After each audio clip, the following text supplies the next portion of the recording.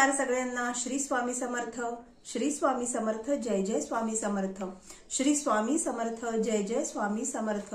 घर, जॉब आणि अध्यात्म या आपल्या सगळ्यांच्या मराठी YouTube चॅनलमध्ये मी सगळ्यांचं स्वागत करते। आणि आपण आपल्या चॅनलच्या माध्यमातून जे वेगवेगळे सणवार, व्रत, वैकल्ये, श्री स्वामी समर्थ महाराजांच्या दिंडोरी प्रणित सेवा मार्गातले उपासना, तोडगा हे सगळे वेगवेगळे विषय आपण आपल्या चॅनलवर बघत असतो। तसाच एक छानसा विषय मी आजच्या व्हिडिओच्या माध्यमातून आपल्या समोर घेऊन आलेली आहे। त्यामुळे जास्त न बोलता, तुमचा सगळ्यांचा जास्त वेळ न घेता आपण डायरेक्ट व्हिडिओला सुरुवात करूया। तर येणाऱ्या रविवारी म्हणजे 24 मार्च 2024 ला येत आहे आपल्या सगळ्यांचा आवडता सण, रंगांचा सण, आनंदाचा सण, सकारात्मक ऊर्जेचा सण, नकारात्मकता नष्ट करून सकारात्मकतेला या पृथ्वी तलावर आणण्याचा सण म्हणजेच होळी। होळीला हुताशनी पौर्णिमा असेही म्हणतात। आपल्या सगळ्यांना माहिती आहे की आख्यायिका आहे की भक्त प्रल्हादाच्या रक्षणासाठी ज्यावेळेस होलिका मातेने स्वतःहून भक्त प्रल्हादाला मांडीवर घेऊन स्वतःला जाळून घेतलं होतं, की त्यांचा उद्देश हा होता की त्यामुळे भक्त प्रल्हादाचा जीव त्यामध्ये जाईल किंवा भक्त प्रल्हादांना त्यांना नष्ट करायचं होतं, भक्त प्रल्हादाच्या भक्तीला त्यांना नष्ट करायचं होतं। त्यामुळे होलिका मातेने आपल्या मांडीवर भक्त प्रल्हादाला बसून स्वतःला जाळून घेतलं होतं। कारण त्यांना ब्रह्मदेवाकडून असा वर मिळालेला होता की अग्नी त्यांचं काहीही बिघडवू शकत नाही। पण या ठिकाणी विजय झाला तो भक्तीचा, आणि भगवान प्रल्हादाच्या सहकार्यासाठी येथे भगवंत प्रकटले आणि प्रल्हादाचं रक्षण तर झालंच, पण यामध्ये भस्म झाल्या त्या होलिका म्हणजे भक्त प्रल्हादाची आत्या। अशी आख्यायिका आपल्या हिंदू धर्म संस्कृतीमध्ये वर्षानुवर्षे सांगितले जाते। तर हा जो होळी दिवस आहे, हा दिवस मुख्यत्वे करून आनंदाचा सण म्हणून आपण साजरा करतो। कारण या सणामुळे भक्तीचा विजय झालेला होता। जी काही नकारात्मकता आहे ती नष्ट होऊन सकारात्मकता या सृष्टीमध्ये सगळीकडे प्रस्थापित झाली होती। तर अशाच या होळीच्या माध्यमातून आपण जे काही वेगवेगळे उपासना करत असतो, जे काही वेगवेगळे तोडगे करत असतो, अर्थात हे सगळे तोडगे आपल्या आध्यात्मिक मार्गातले आहेत।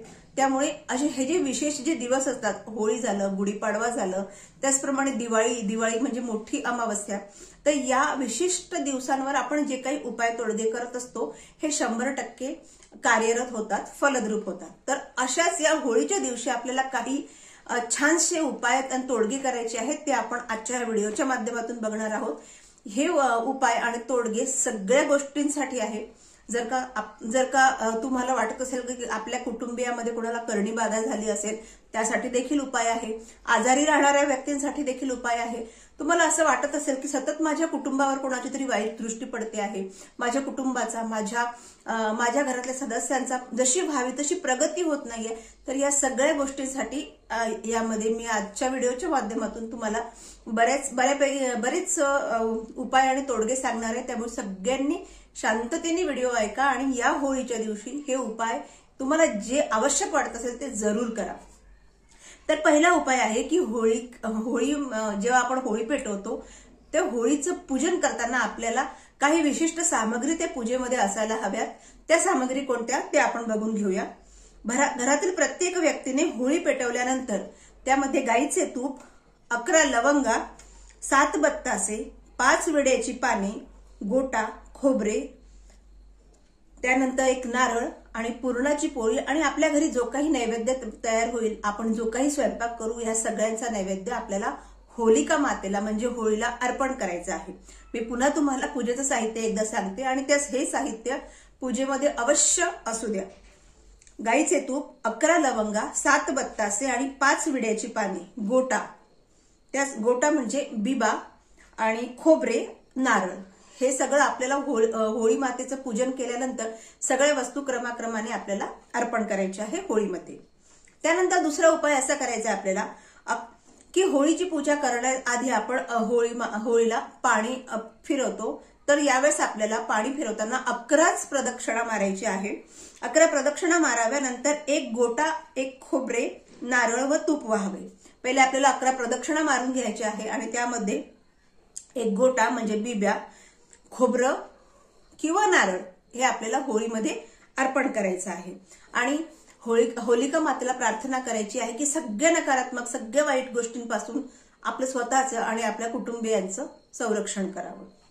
तिसरा उपाय आहे, होळीच्या दिवशी आपल्याला एक उपाय करायचा आहे आणि हा खूप छान आणि प्रभावी अतिशय उपाय आहे. हा उपाय तुम्हाला काय करायचा आहे, आपल्या सगळ्यांकडे काळे तीळ असतात, तर काळे तीळ घ्यायचे आहे आपल्याला आणि हे काळे तीळ आपल्याला एका काळ्या कपड्यामध्ये बांधायचे. याची छोटीशी आपल्याला एक गाठोडा तयार करायचे, छोटूसं अगदी, आणि तुमच्या घरामध्ये जेवढे सदस्य असेल त्यांच्या सगळ्यांसाठी केलं तरी चालेल किंवा सगळ्यांचं मिळून एक मोठं गाठोडं केलं तरी चालेल.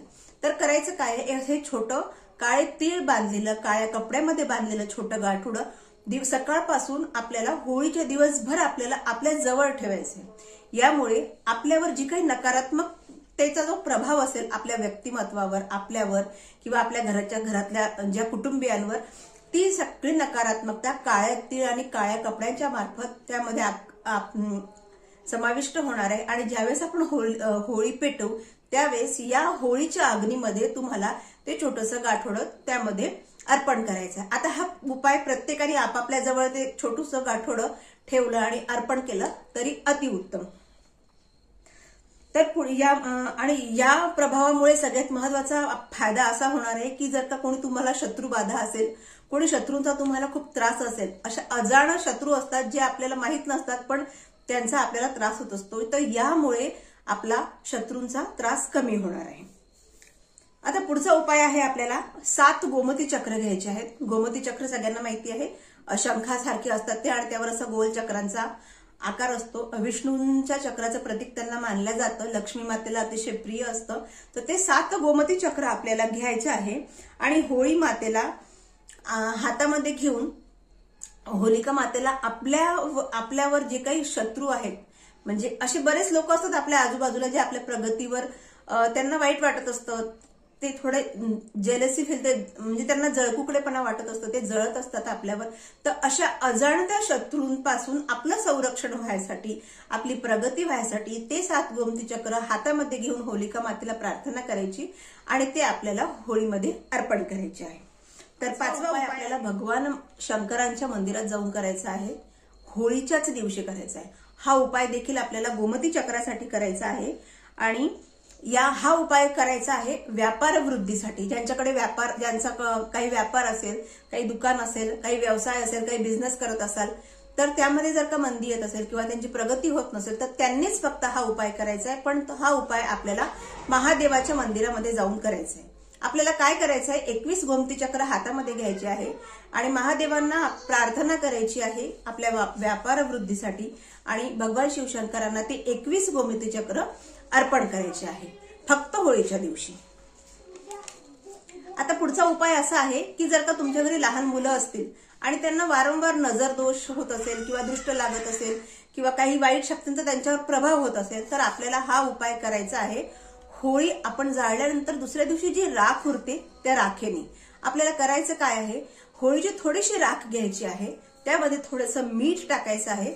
जर का हे मीठ खडे मीठ असेल तर अतिउत्तम आणि त्यात थोडीशी काळी मोहरी जी आपण फोडणीला वापरतो ती काळी मोहरी घ्यायची आहे आणि त्याची एक छोटीशी पुडी म्हणा किंवा कागदाची पुडी म्हणा किंवा एखाद्या छोट्याशा पॅकेटमध्ये ठेवून ते त्यांच्याजवळ ठेवायचे आहे. ज्यांना सतत नजर दोष लागतो त्यांना नजर दोषामुळे किंवा दृष्ट लागण्यामुळे फार आपल्याला समस्या येतात माहिती. आणि नेमकं काय होतं की ते नजर लागल्यामुळे त्या व्यक्तीवर त्याचा इतका वाईट प्रभाव होतो, आपण दवाखान्यात जातो, आपण बरेचसे उपाय करतो, पण नेमकं नजर दोषामुळे हे सगळं काही वाईट होत आहे किंवा त्याची प्रगती कमी होत आहे किंवा त्याची तब्येत खराब होते हे आपल्याला कळत नाही. तर त्यामुळे हा जर उपाय तुम्ही केला आणि त्यांच्या जवळ ठेवलं तर कशी देखील नजर लागलेली असो, कशीही दृष्ट असो, ती त्याने उतरते.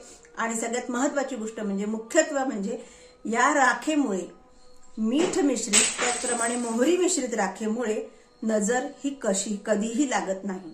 जर तुमच्या घरी दुकान असेल, तुमचा मोठा व्यवसाय असेल किंवा तुम्ही ही पुडी तुमच्या घराच्या दाराच्या चौकटीवर जरी बांधली तरी कुठल्याही प्रकारचा नजर दोष 100% होणार नाही. इतकी पॉवर या होळीच्या राखेमध्ये असते.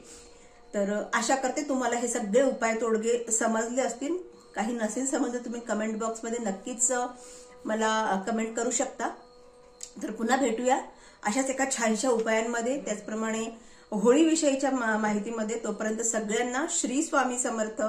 सगळ्यांनी स्वस्थ राहा, मस्त राहा आणि भगवंताचं चिंतन जरूर करत राहा.